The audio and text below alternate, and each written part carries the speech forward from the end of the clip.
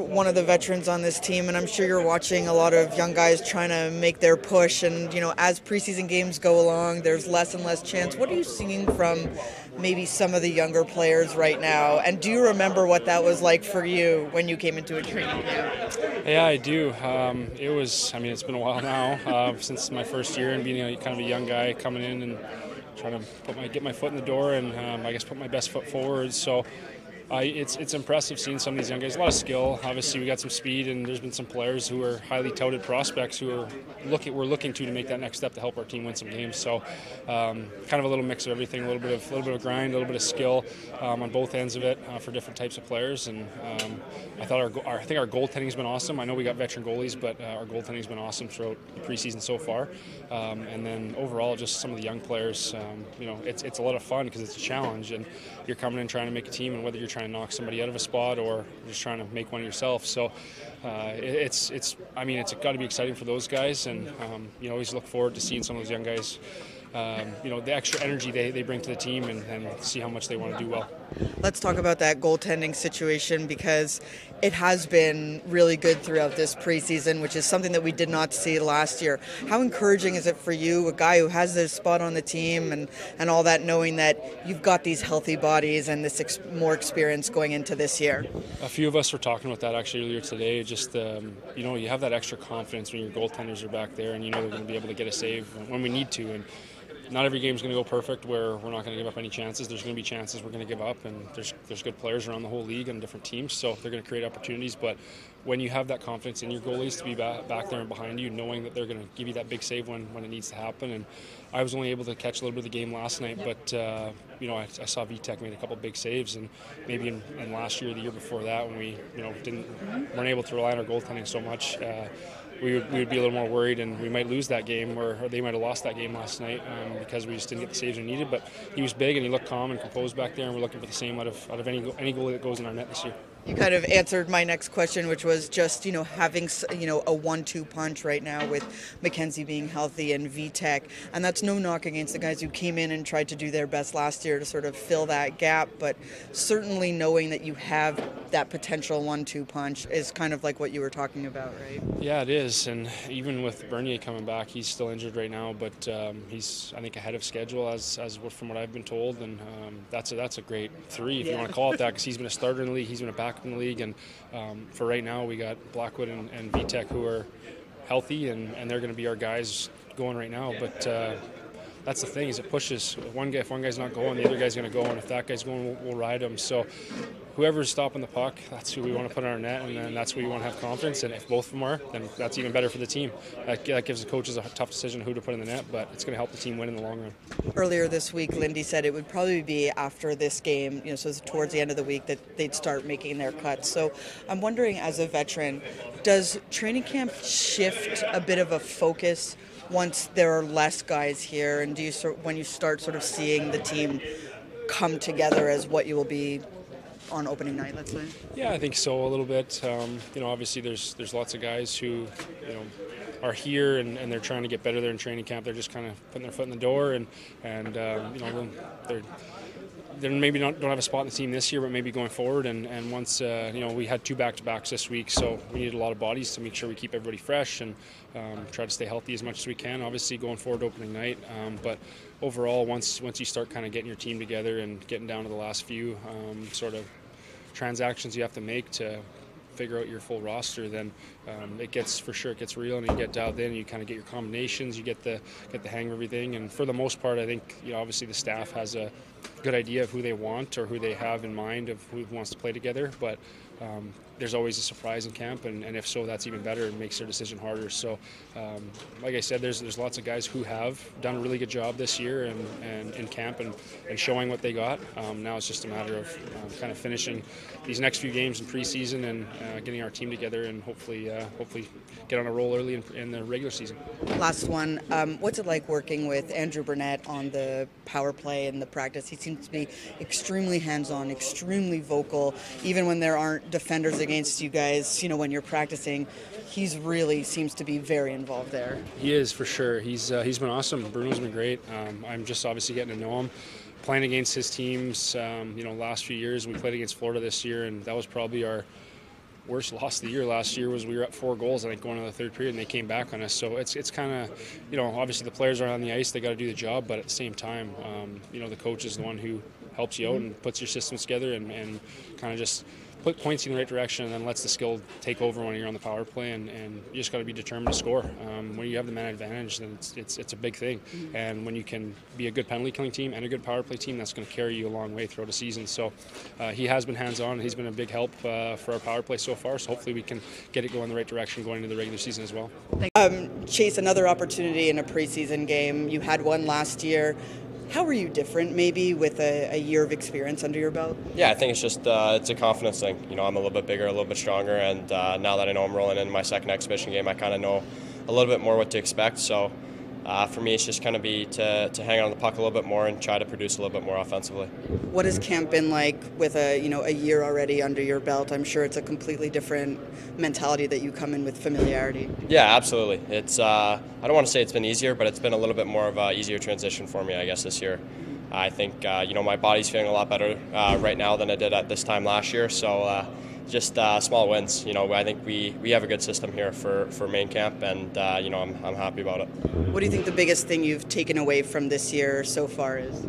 I think it's just the mindset of everything. It's just how professional you have to be, just whether that's in practice and when you play now with the NHL guys, you see how they bring it every day at practice, and it's just little things like that. And I think once you can kind of narrow that down into how hard you work there and off the ice, then it makes the transition into games easier. So for you to feel like you've made an impact in this game, I know you talked about it a little bit, but against the Rangers tonight, what do you need to see from yourself? I think I just want to be energetic, to have a puck a little bit more than I did last year, to crash bodies, hit guys, and finish and play the right way. I think that's a big thing with the coaching staff and management look for me is, I'm never going to be like a 100-point getter or anything like that. They don't expect that from me.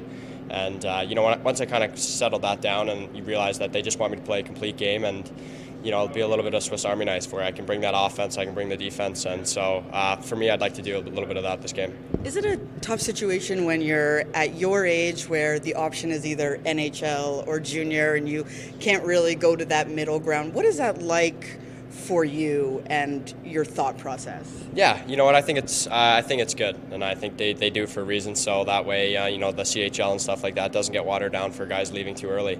And for me, if I don't make the NHL this year, then I go back to junior, and I think the biggest thing is just the mindset of everything again. Yeah. I'm going to have the puck a lot more in junior than I would here, and I'll be the number one guy there rather than what I would be here. So if I have to go back to junior this year, I'm going to try to take full advantage of it this time. Obviously, when you have a last name like yours, there's guys in this organization who have dads who have played in the league and whatnot. Do you communicate with your dad about training camp and all that, or does he really just let you live your own experience? Yeah, I think I'd be a little bit more of the one that's a little doesn't talk to him as much. He's always all over me. He wants to know what drills we did at practice. He wants to know the whole rundown and everything. And I don't think it's not just for me. He's just a hockey guy. He's just very interested to see what other teams are doing and stuff like that. And again, I'm not going to reveal too much information for him if there's anything like starting lineup or anything like that. But no, he's been great. We communicate with each other around every day, and the first guys that I'd reach out to here would be the coaching staff and my development guys to see what they want from me, and then just for a second year, then I'd go to my dad. Lindy, you had 3 goaltenders on the ice today. Obviously, McKenzie was up in the air yesterday. Do you sort of have a game plan with how he's feeling and what you're kind of looking at tonight? Yeah, he's doing better. Looks like we're going to play him. So that's good news for us.